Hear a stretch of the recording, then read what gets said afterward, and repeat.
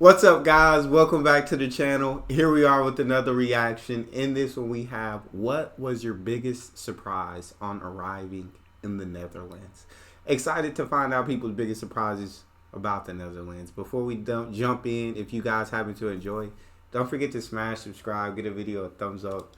Let's find out what y'all got going on in the Netherlands. The most surprising thing about the Netherlands for somebody from London is how calm and well-behaved Dutch drunk people are. Love that.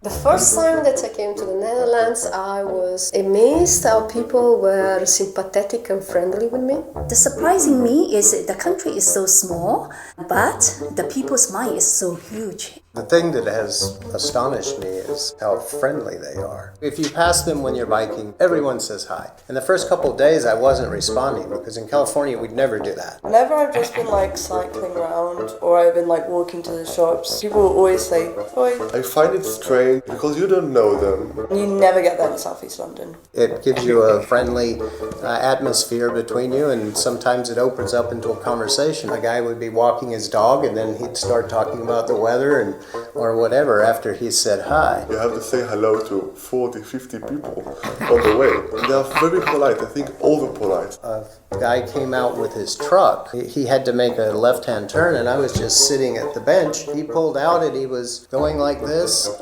for about 10 seconds or so, trying to get my attention so he could say hi to me.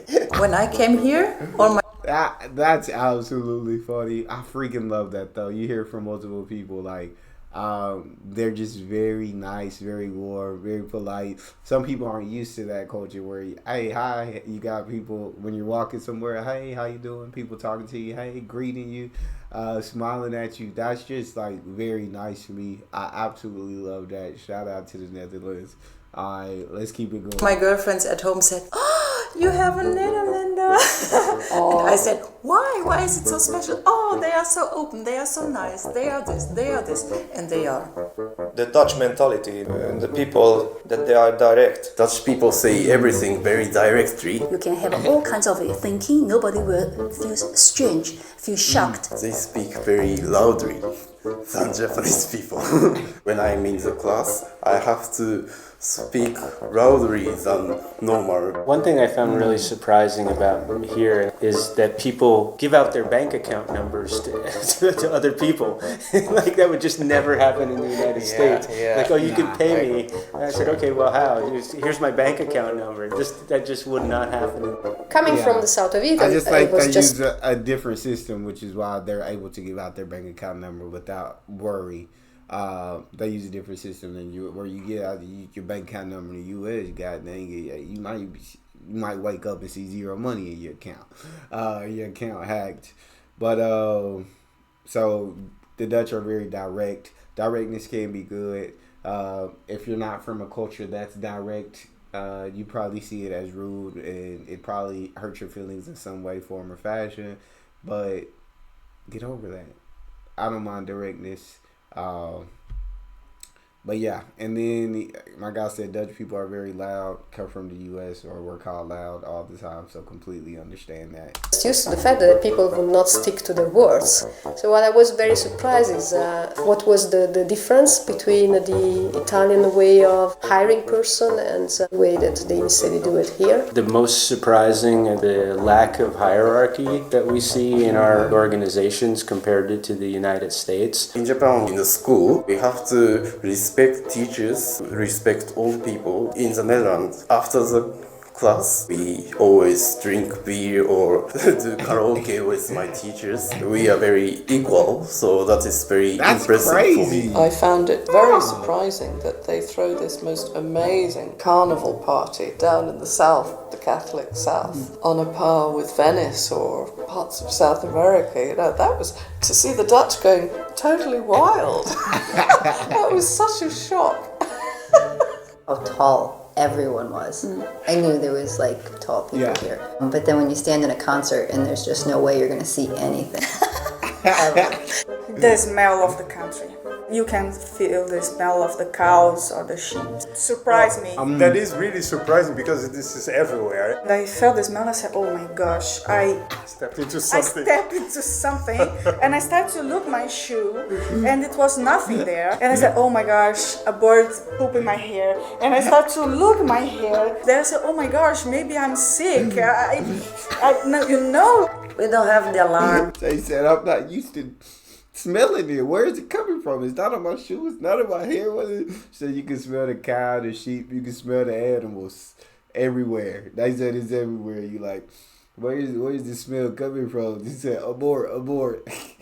That's funny. But what really shocked me was them talking about like a lack of a hierarchy system. It's like after class we go to beers, like and go and have beers and everything with the teachers, and like we're seen much more as equals. And yeah, coming from here in the U.S., that is absolutely like shocking and surprising to me. Like I find that to be really cool because people should be looked at as equals. Yeah, even though you're students and that's your professor, at the end of the day, you guys are all adults. You guys are all equal. So that's really cool. Love that, Netherlands. Gosh, maybe I'm sick. We don't have the alarm. First time I was here, I didn't know about it, and suddenly 12 years that I don't know. First it was for war, and then for flood. Very, very scary. There is a couple of bridges. These bridges are for planes. So you are driving and plane cross this bridge right above your head. That still is funny for me. Prostitutes on windows? That's pretty surprising. The red light district. On windows? I didn't know that like a country would have that. I was in Amsterdam walking around. Oh, so yeah, the Amsterdam allows, or prostitution is legal. I assume you got prostitutes on windows, red light district. It's legal, which I don't think is a bad thing. Around on a Sunday morning, and I was very, very tired, and I needed some coffee. So I politely asked a little old Dutch lady who obviously just came out of church where the nearest coffee shop was. Not knowing what a coffee shop meant in the Netherlands, she proceeded to yell at me and smack me with her purse. More foreigners who like go to a coffee shop and smoke weed than Dutch people. The drug culture is very small. You go to England where it is illegal straight up, and more people in England smoke weed than they do in the Netherlands. The service here tends to be more focused on the human experience rather than making a quick buck. If I walk into a restaurant, for example. After we order, we usually don't see the waiter again. We have to flag them down to get refills, and also getting the bill sometimes is a problem. I have the opportunity to sit and enjoy the conversation that's around me and go when I'm ready to go, unless of course it's closing time. It's incredibly human experience focused. How the hospital or the doctors work here is very different. If you go to India or the US or everywhere, then you've been pumped up with a lot of antibiotics, and here if you go to the hospital you get paracetamol, that's all. You get, wait for 3 days, see if the fever is still there. After that you come fully different than most of the countries, I would say. The biggest surprise to me is that is definitely different, but I like that just to make sure, like, I guess unless the symptoms were terrible, but I'm sure they wouldn't send you away like if you were going through like true sickness, you feel me? I would hope not. But yeah, in the U.S. definitely would get pumped full of antibiotics, and you definitely get charged the arm and a leg for the hospital visit. But that's definitely different. There's a lot of different things about the Netherlands, and I thought like Netherlands and Amsterdam, y'all was smoking it up. I thought y'all was smoking like it wasn't no tomorrow.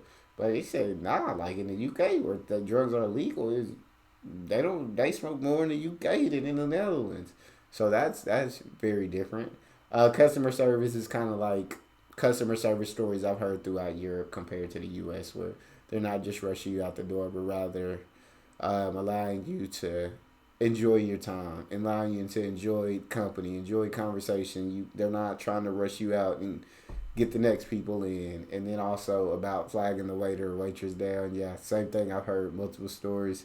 It's not like the U.S. where they're checking on you multiple times. It's like, hey, they're over here. If you need something, you got to wave somebody down. Everyone bikes. I find that it's so interesting that the older people still bike. They're still able to get around. It's amazing. Wow. You'd see 3 people on the one feet, one riding, one on this side, one hanging on the back. The parking lots would have like 30 cars and 900 bikes. 10% of the parking lot was cars and 90% was bikes. I knew that this is a biking place and I love that about Holland, but yeah, they're not afraid to run you over. Everybody they're not afraid to run you over. And you have really a road for the bicycles everywhere. It was really a surprise for me. I have to watch everywhere all the time because bikers are coming from all the directions, and I was not sure if I'm taking the correct road. Am I on the bike road now, or what is happening? The wind. The first 2 days I couldn't feel my face. Windmills. I wanted always to stop everywhere and make pic of every windmill. I understood that there was rain here, but I did not fully appreciate how much. My very first year was the coldest, wettest year in over 100 years. The steps. My God. I remember. Imagine his very first year there. The coldest, wettest year in over 100 years is mind-blowing. And then I've seen videos, about the Dutch and the Netherlands and biking, like, huge. He said parking lot, 10% cars, 90% bikes. And don't get in that bike lane. He said they're not afraid to run you over. Sorry. Just how thin and tall the houses were. Looking at them, I wondered how people could even live in them. Coming from Ireland, I found the organisation of everything a total surprise. How Dutch people are so precise with time. Here the tram comes in 5 minutes, it's 5 minutes, it's leaving. And I was always the one running behind it. You're standing at the bus stop and it says bus in 1 minute. And it comes. The shop's closing at 5:30 or 6 o'clock. You can't buy anything after that. That was like a big shock for me. I had tears in my eyes. I couldn't get to a store after 6 o'clock or 8 o'clock now. At first it really irritated me because I thought, oh my God, it's so organised here. The more I sort of relaxed into it and the more time I spent here, I think I'll go over to Holland for a little bit of organisation for a while. I feel like I'm not an organized person, but I am a person who enjoys organization. So if somebody does the organizing, I'm all down for it. I am very big on my time, being precise. I don't believe in wasting time because I do believe time is a very valuable thing and you can never get it back. So I appreciate that the Dutch are so adamant about it. Train said 1 minute is going to be there on time. So you bet to be there, you're getting left.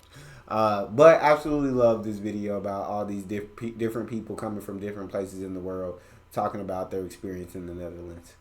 That's all we have, though. If you guys enjoyed that, please don't forget to subscribe, give the video a thumbs up, check out the next one. I'll see you guys next time.